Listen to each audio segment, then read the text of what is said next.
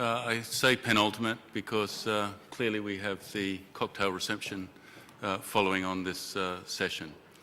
So, my name is Nicholas Street. I am chairman of the MCA. I just have to make a couple of announcements if that's possible. The first one is I'd request that everybody that can fills in the conference evaluation sheet that's in your show guide and submit that to the reception desk on your way out if that's possible. Today's presentation, we've got a couple of presentations plus a panel session, and we are going to discuss three critical topics under the umbrella topic of the morning after for regulation and growth. This was supposed to include Postcom, but since the call of the election in May, Postcom's in Purdar, therefore, and cannot discuss or potentially doesn't know what's going to happen post the election. So we've slightly changed the agenda this afternoon, and hopefully we'll have a lively session in the panel discussion last. But first of all, in this session we'll be looking at, as I said, three particular topics. The first one is post, distribution built on trust, and what we're essentially looking at here is issues where we are trying to embrace trust, accountability and quality in the systems we have and develop those, particularly from what perhaps my speakers will discuss for those operating from home, a lot more business action from people operating from home. The second topic that's going to be discussed is the all-important USO, which through the mist of time and inertia seems to be constantly stuck, and Susan Barton hopefully will be able to open that debate up, which I think needs opening up, and that the ignorance surrounds the rationale for the USO is well and truly dispelled. And finally, which is going to be an open discussion, hopefully a lively one with contribution from the floor, is to look at how, in fact, we can get this industry growing again. And we obviously would like to include as many people from the floor as possible. So first, if I can move on to introduce the first speakers. These are Graham Cooper and Alex Walsh. Alex up there is now Associate Director of the DMA, and Graham, who will be speaking shortly after, is the Managing Director for Postal Choices. They trade as One Post, and One Post currently has approximately 300 customers handling around about 35 million items per month. So if I can turn first to Alex from the DMA, and the topic is distribution built on trust. Thank you. Thank you very much. Actually, we took the liberty, first of all, to change the title of the speech. It's one of the great things you have as being an invited speaker, is you do have that opportunity to do that. I'd also like to assure you straight away that it won't be a sales pitch. It's going to be a highly subjective, personal type of view about some of the issues which we think need to be addressed in terms of particularly this issue of trust. We're coming out of probably the worst recession, economic recession, which we've seen in the last 80 years. And the theme of this conference is, coming out of that, is there a new dawn, or is it actually going to be even worse potentially for postal services? So it is, as I say, it's also, because of the nature of our organisation, the Direct Marketing Association, it's going to be very much looking at a direct mail focus. So there's a certain continuation from the previous session, and it's also going to be focused on the UK market. We're not going to be looking at anything beyond that. So with those provisos, is it going to be a new dawn? It's funny how pictures of dawn always look fantastic, and is that a beautiful new dawn, or has it actually been enhanced by volcanic ash? A very good question, because, of course, that might bring with it all sorts of other problems which you don't expect. Well, it could be a new dawn for direct marketing and direct mail, particularly, because at the moment there's a wider choice of products around than there's probably ever been before. We've got a whole variety of new and, in some cases, quite innovative mail products. I mean, we've seen things like responsible mail, sustainable mail, and all the variants on that. We've seen even things like Royal Mail offering a sale quite unprecedented. We've seen some interesting moves in terms of pricing. No price increases for many of the bulk mail products this year, and so on. So there's been quite an interesting development in the way that the postal service has been offered, and it is different from what's been before. The other part from direct mail's perspective is also never been such a wide choice in terms of analytical tools. The data, what you can do with it, and the cost of actually manipulating that data is cheaper than it's ever been, and you can end up with some extraordinarily sophisticated targeting, all of which means that all of those things coming together actually are pretty good in terms of the future for direct mail. The other thing is integration with digital. Yes, of course, we've seen a huge increase in use of the web, we've seen huge increases in the use of email and all sorts of other digital media. But actually, there's an increasing evidence that direct mail works extremely well with the web. It works extremely well with these other media. One of the problems, of course, about websites is that they're passive. Unless you actually choose to go there, you may not know that there's new content on it. And so, things like direct mail have a fantastic complementary role to play in terms of driving people to websites. And so you've got an active medium working with a passive one, and they work really, really well together.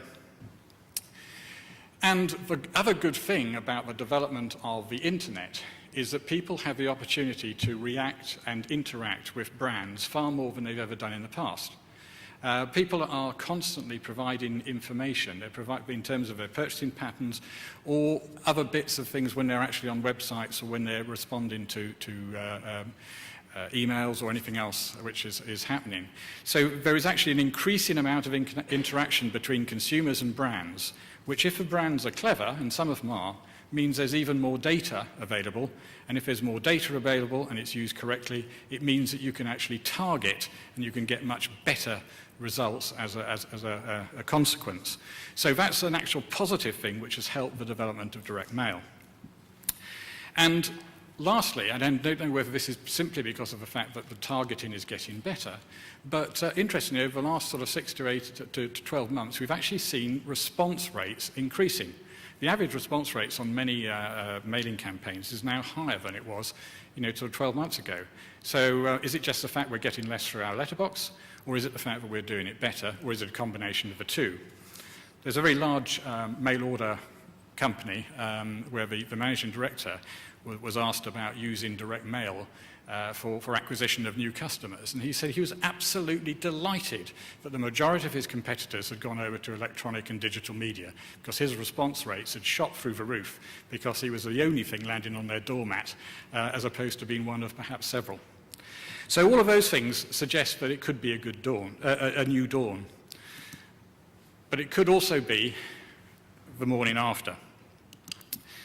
Because direct mail volumes were in decline before the recession. Direct mail volumes peaked in 2003 and have been declining by about 6% per annum ever since. So the recession has not necessarily been the cause of the fall in volumes. It was happening anyway. And as I said, although the response rates very recently have been increasing, historically over the last sort of 2 or 3 years they have been dropping. And that has an impact, obviously, on the profitability of campaigns, return on investment, and you start seeing that when people start looking for things like acquisition of new customers, website is sometimes 10, 15 times cheaper than trying to do it through direct mail. If you're looking to acquire new customers, that's the way which an awful lot of new customer acquisition is now being done. There's also things like concerns about the environment. There is concerns from both the consumer, in some cases from the advertiser, and in some cases from government. Because it's a paper-based medium, it's seen as wasteful, it's seen wasting of natural resources, it's seen as a waste problem. And that has an impact. Certainly if a consumer believes it is wasteful, then the advertiser is going to be very wary about using a medium if it's going to impact on the consumer's perception of their brand. So even if the advertiser doesn't believe it, if he thinks his customers believe it, then obviously it will impact on them as well. And of course, the biggest single users of direct mail historically have been the financial services, which is of course precisely the sector which has been hardest hit by the recession. So trust. what we're arguing is really important in terms of being able to make sure that it's going to be a new dawn rather than the morning after. Trust is being described as the holy grail of direct marketing. It's extremely difficult to acquire trust. It's extremely easy to lose it. And once you've lost it, it takes a very, very long time to rebuild it. And we think there are sort of three groups, key groups, where trust needs to be rebuilt in mail, in post as a medium. The first one is consumers, obviously a very important group, and the ones in which ultimately, a lot of the mail is being delivered. And we always tend to sort of sometimes forget about the recipient when we're looking at mail. We always think about the senders, but actually the consumer, the person receiving it, very often is a very a vital aspect actually in that chain. The other part, of course, is government, and that's at several different levels. It's at local government level, it's at national government level, and increasingly it's also at the EU level. More and more EU directives are coming into UK law, and so therefore we need to influence and make sure that those who've got trust in government at all of those levels, and that the government at all of those levels also trusts the postal services.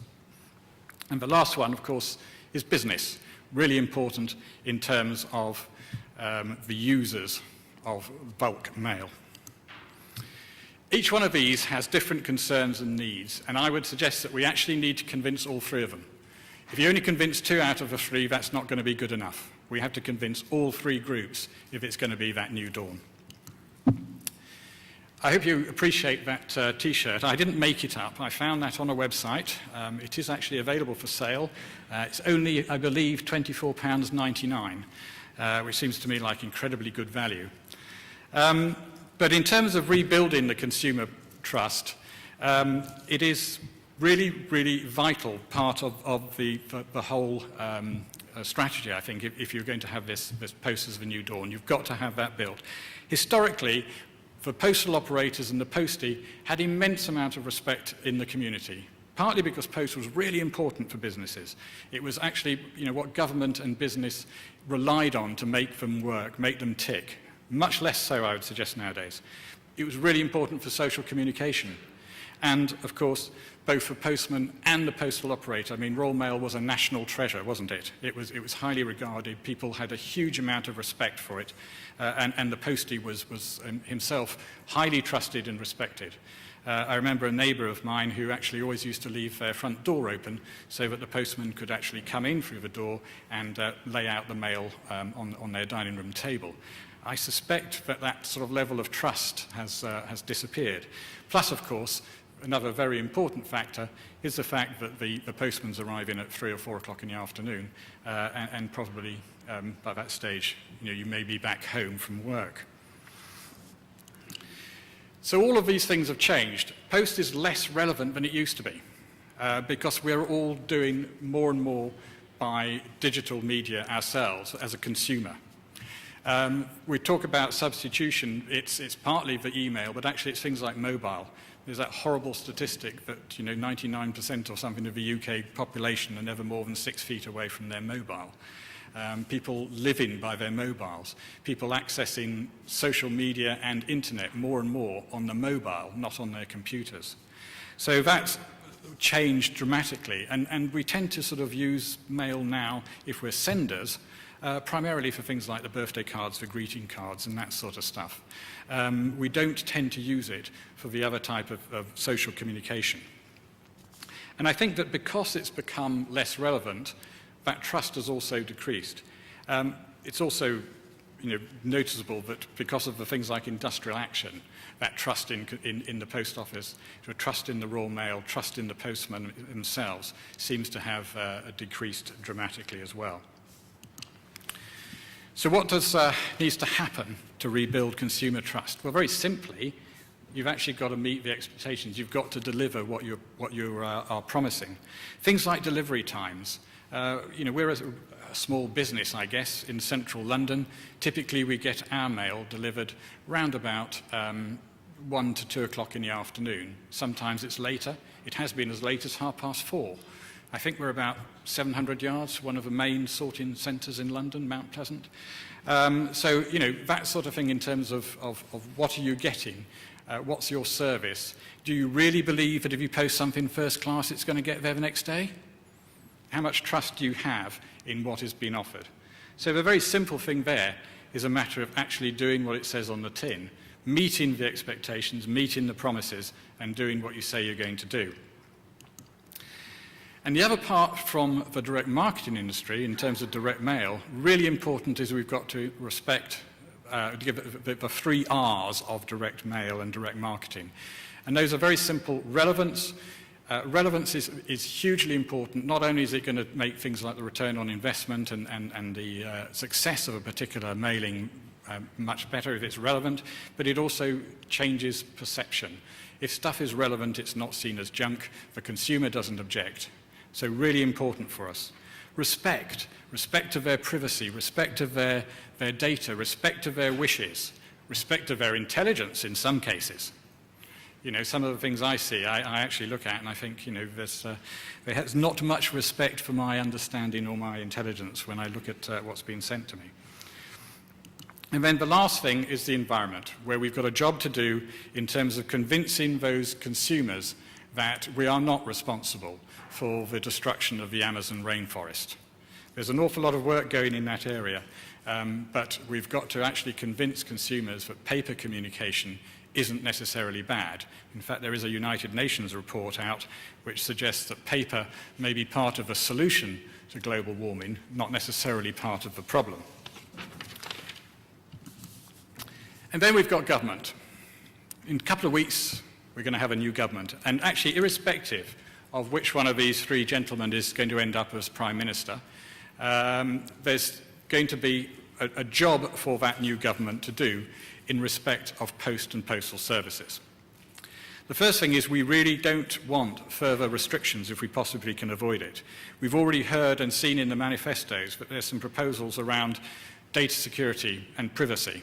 There's proposals, obviously, around environment and waste, but there's also things like unhealthy food and promotion of that sort of thing, and drink.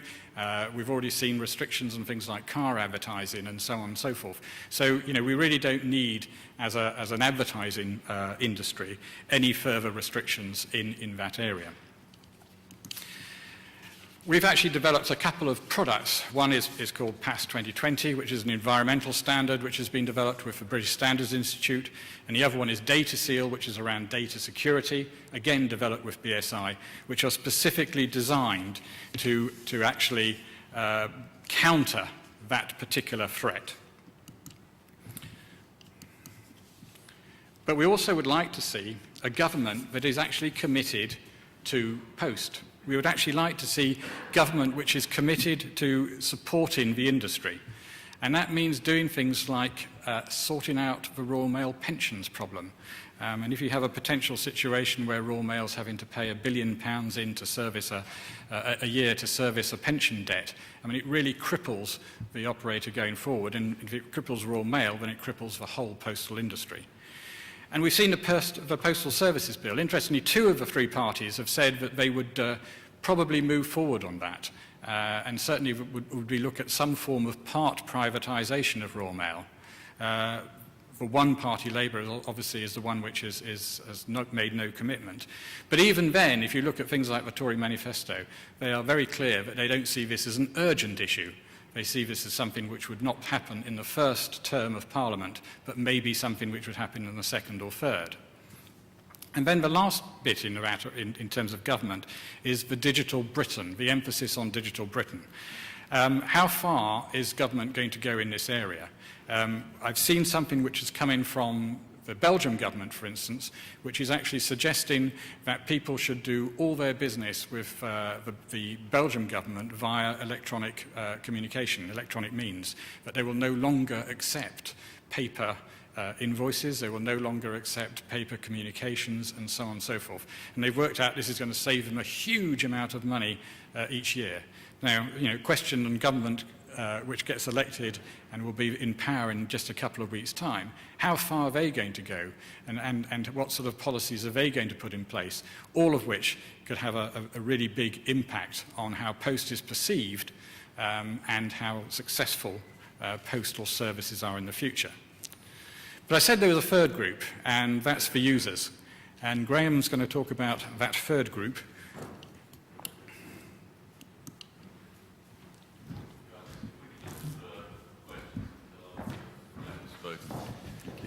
So a seamless transfer. And as Alex said, I'm going to deal with the third group, which is the trust that we now need to rebuild with businesses. We've dealt with talking about the individuals, we've talked about government, so it's businesses. Those businesses that the business community who do or would like to use mail to distribute their communications and their products. And kind of this is where I feel very much the DMA Postal Affairs Committee, which I sit on, and Alex is a staff member responsible, has a lot of work to do, and assisting businesses by working with the media owner and also with the regulator and government to ensure that we do create the right environment and trust going forward. So historically, there's been a lack of choice, not only of which operator you can use, but what products that you can use and the services you can use. And if you link that to a traditional service offering with little innovation, by an organisation with a real need for a modernisation programme, and with industrial relations that do little to endure confidence, then you can see the problem that's arisen. And this particularly created a backdrop of poor quality of service. Fortunately, since 2005 and the liberalisation of the market, there's been a stimulus, and that's helped significantly with the developments in our industry. And now we need to build on that start we've made, and so we can actually demonstrate to businesses that they can fully trust the mail media. Okay. So what I've done there is identified really 6 areas I think that we need to work on to actually help rebuild the trust with businesses. 2 of them, the first 2, actually fall within the area of the regulator, and the first one particularly is redefining what the USO is all about, and I'm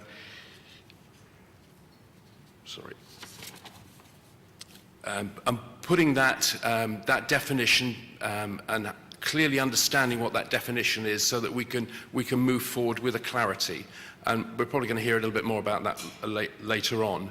Now, Postcom have already now embarked on that piece of work, so there's sort of half a tick in the box against understanding what the USO is about. But secondly, we need to ensure that going forward there is still an environment in which competition can continue and take place. Competition, in my eyes, equals choice. And nothing demonstrates that more than the desperate searches that were undertaken last year during the postal disruption. How many times we as a company were approached by organisations who took for granted that because we're in a deregulated market, that there were other ways of getting their mail delivered to their customers. And as we know, for mass consumer mail, there really is no real alternative at the moment. A byproduct of last year's dispute was the proliferation of new licence holders. If you're on the email circulation that comes from Postcom, you'll have picked up a significant increase in the number of people who've been awarded licences. And Postcom, I think, is to be commended for easing the process and encouraging those newcomers to the market. However, again, we need, for businesses who want to use the media, to ensure that those small operators can be trusted and can deliver the solutions that are required. Businesses must be able to trust, for example, the cyclists of Coventry, that they will deliver the mail when they say they're going to deliver it. The fourth area is businesses need to continue to be offered a wider range of innovative products.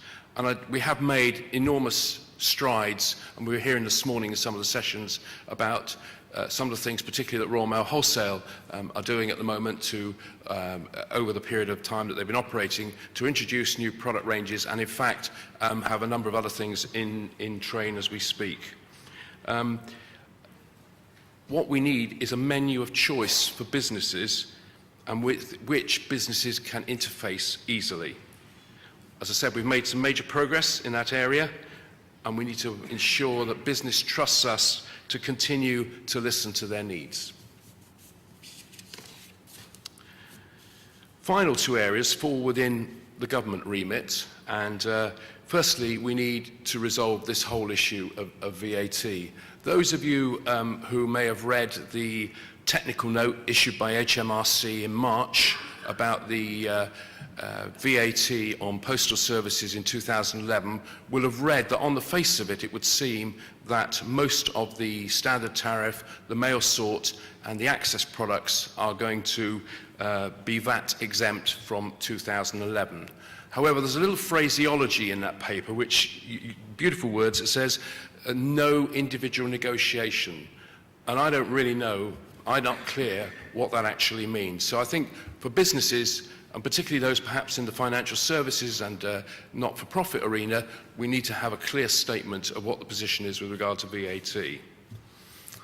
And the second thing businesses will need is they'll need to understand that we are going to resolve finally the future of Royal Mail. So not only the USO needs looking at, but also post-Hooper and the recommendations made, what is going to happen? Let's have a clear statement and make sure that we follow it through and deliver an understandable solution for business which can be trusted.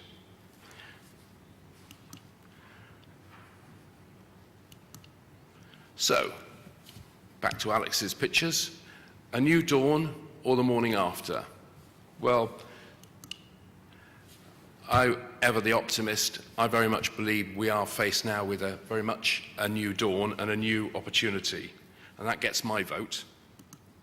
So, a new dawn. And we've heard again through the sessions this morning that there is still a continuing demand for the mail media. And if you link that to the products that have been introduced, responsible mail, advertising mail, which very much major on work with data and ensuring that data is properly cleaned and waste is removed, then we're going to greatly improve the ROI for the people who use the media. And also, we've also heard about the massive advantages that can be. We're not talking about substitution between mail and digital anymore, but we're talking about the two working closely together and taking the benefits of using mail and digital together. And then finally, of course, for those who are in the home shopping or the internet market, the fantastic opportunities which we've been talking about for the last few years to service that marketplace. So, as I said, I'm an optimist, and certainly from the perspective of a new dawn, my money's on a new dawn, not on the morning after feeling. Thank you.